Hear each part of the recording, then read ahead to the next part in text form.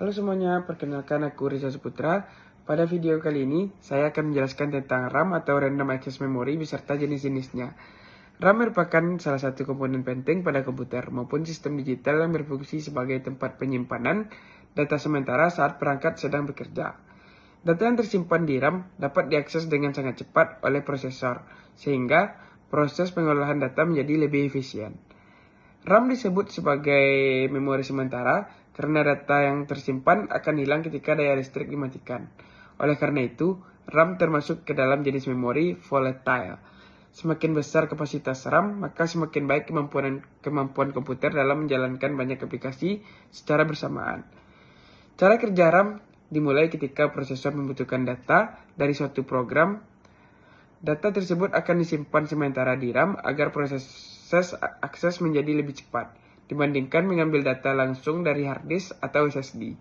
Setelah proses selesai, data di RAM dapat diganti dengan data lain sesuai kebutuhan sistem. RAM memiliki beberapa jenis berdasarkan cara penyimpanan datanya. Jenis pertama, SRAM atau Static RAM.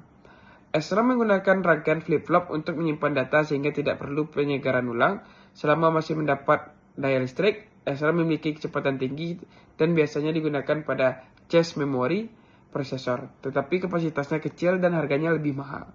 Jenis kedua yaitu DRAM atau Dynamic RAM.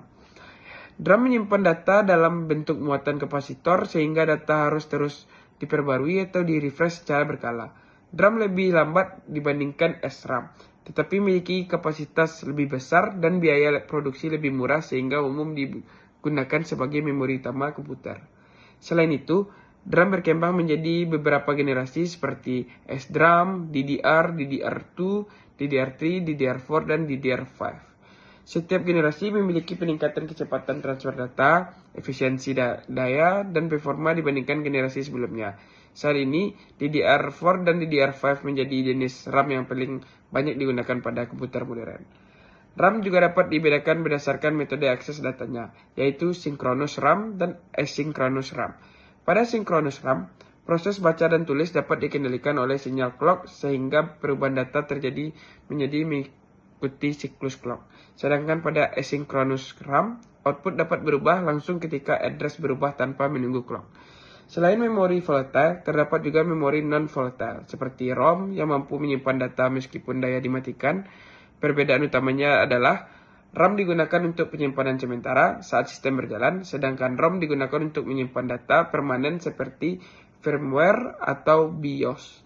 Kesimpulannya, RAM memiliki peran penting dalam meningkatkan performa komputer karena berfungsi sebagai media penyimpanan sementara dengan akses cepat. Jenis-jenis RAM dikembangkan untuk memenuhi kebutuhan kecepatan, kapasitas, efisiensi sistem digital modern. Sekian dari saya. Assalamualaikum warahmatullahi wabarakatuh. Dadah.